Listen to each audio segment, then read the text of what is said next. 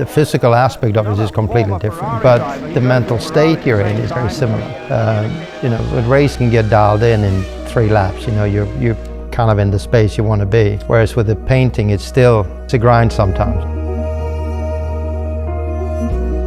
I'm Stefan Johansson. I'm a former racing driver from Sweden. I spent, all my life really racing cars and huge interest in art. Firstly as a collector, and then I decided to start painting on my own, which is sort of tied into my previous life in racing also, the way it started. And now it's really my passion, just like racing was for my previous life. Well, where do we start? I did 10 years in F1. Drove for a number of different teams, but primarily Ferrari, a couple of years McLaren. Finished 5th in the World Championship in '86. I had a pretty good run, 10-year run in F1, and then somewhat mixed results, but that's kind of the nature of Formula One. The big trick there is to get in the right team at the right time. But unfortunately, the timing wasn't the best at the time. But it was a wonderful years, and obviously very happy with what I did there. Both were great, and they both achieved similar success, but in quite different ways. It wasn't quite so sophisticated back when I was doing it, so there was very much an Italian culture, and then you had the British culture with McLaren versus Ferrari, and both really wonderful experiences to be part of that history with both teams, of course. Well, every aspect of it is a challenge, because you are literally at the sharp end of what you set out to do in life. So when you're actually in the zone and you're really performing, everything kind of feels like in slow motion almost. You're totally in control of everything, and that state of mind you're in is like some kind of crazy drug almost, because all your senses are like on maximum all the time. Your hearing, your smell, your vision, everything is just like maximized. So you're just sensing everything, you see, little grains on the road, the smell, you can smell something, and it maybe means that someone spun in front of you, because you can smell the rubber, for example. There's always things, so your mind is constantly working. It's like a computer almost, you're working out your fuel strategy just by whatever little things you have on your dash, with the lap countdown, for example. It's an amazing state of mind to be in, so the impression of driving the car, that's long gone. You don't even think about that. You're just maximizing everything you have at your hand, the tire wear, fuel consumption, track conditions, the wind, everything you can, and then you're always trying to figure out, this sort of game of chess with whoever you're dicing or fighting with, or whoever you have behind you. So it's all these things just playing all the time, and it's, again, it's amazing when you're in that space. There's 3 races really that the crown jewels, that everybody wants to win. It's the Le Mans 24 Hours, the Indy 500, and the Monaco Grand Prix in the 3 different categories. So of course it was a huge, great accomplishment for myself to be able to do that. It was a great memory, and great teammates, great team, so it was really a nice, it was a fantastic experience, really. Win for Jost Porsche, Michele Alboreto, crowning his career, driving with Stefan Johansson. I like endurance racing actually, because nowadays in particular, even then, the cars are so good now that you're really flat out the whole time. You're absolutely maximum on the limit pretty much the whole time, because the brakes are good enough now, the gearbox is good enough, the clutch, all these things. When I started racing endurance back in the early 80s, you had to be very careful with the car the whole time, because you had manual shift. So there was a lot of things that had marginal reliability, but now the cars are bulletproof pretty much. So, which means that you can really drive them pretty much flat out the whole time, which is what you do as a driver, of course. Yeah. How fast did you go in the Lausanne Straight? The first year I did it was 83 with Jost in the Porsche 956. This was before they had the chicanes on the Lausanne Straight. I had 470 Ks in qualifying.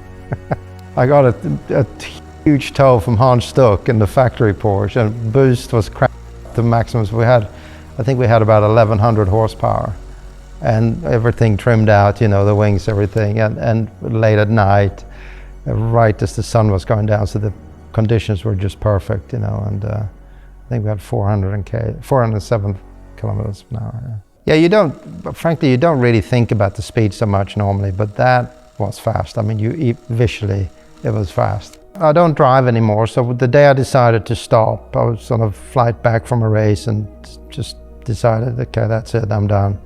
And I shut it down from that moment on. I've never had any desire to get back in a car whatsoever. That's 6 years ago now.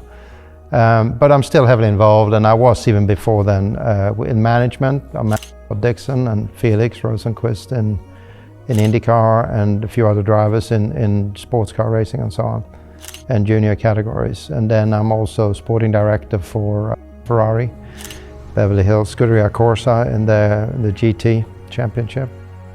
So I'm quite heavily involved still, and then I do, you know, various consulting for different teams and stuff. So I was always interested in art from quite young. You know, my grandfather was an artist, so I grew up sort of used to stand next to him and watch him when he was doing his painting. And so I guess there was a kind of an interest from very young age.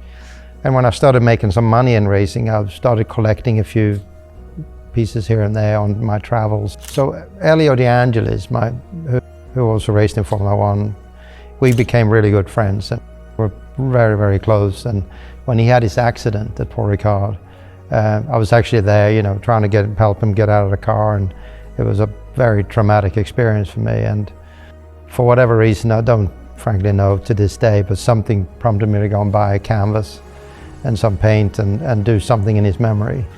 And I did that, and it was awful, which I think is hidden in my mum's basement somewhere.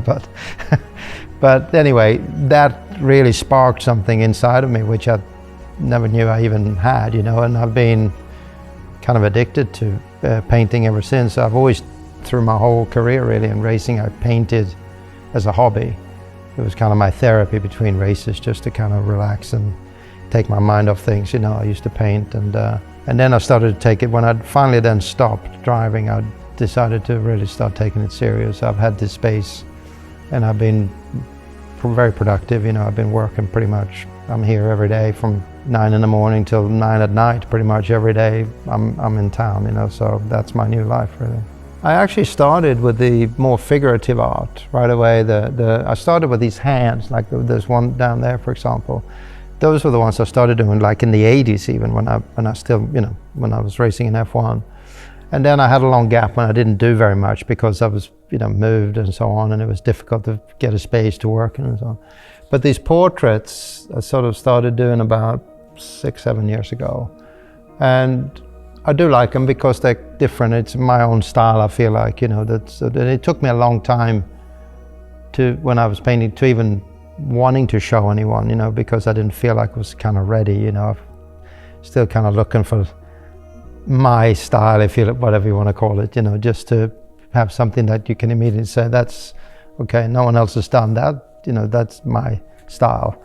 So I feel good about that. I like them. I think they're quite powerful in the way that they're presented, you know, with a large scale, and the text, which is really what brings meaning to the painting. It's not so much the portrait itself, it's really the text that I want to kind of get a reaction from the viewer one way or the other, whether make him laugh, get angry, or thoughtful, or whatever it may be, you know. But that's the purpose of these paintings really. And then I have the other ones, which are the sort of what I call memories of a past life, which is all inspired by different corners and sections of different racetracks around the world, which I build a little story around, and I write a couple of sentences about what sparked me to do this particular painting and the colors and whatever. And then the more recent ones is these sort of pointillisms, which is cars at the moment, but I do other things too, like these landscapes and stuff. But it's really started because everybody was telling me, oh, you got to paint cars, you know. And then I feel like it's a little bit cliche for me to just paint cars, as I've spent my whole life driving cars.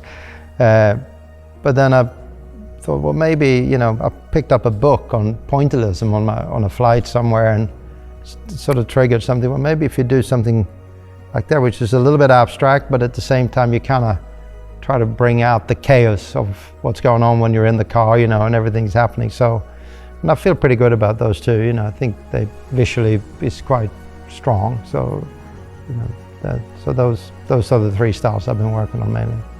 This one, for example, is called Tosa, which is from the Tosa corner at Imola, and this is that brings back the memory of when I passed my best friend Elio for the lead in the Imola Grand Prix, my second race for Ferrari. It was actually the sound of the crowd was so loud that I couldn't even hear the engine of the car, you know, when I passed him for the lead. And the colors and the just it inspired me to do this particular painting. And I'm grateful, really, more than anything, that I found something to take over the space you're in when you race, you know, because I think it's a tough break to just go cold turkey and not do anything when you've been doing it your whole life, you know. But this thankfully replaces that pretty much in terms of what I need mentally to satisfy myself, you know.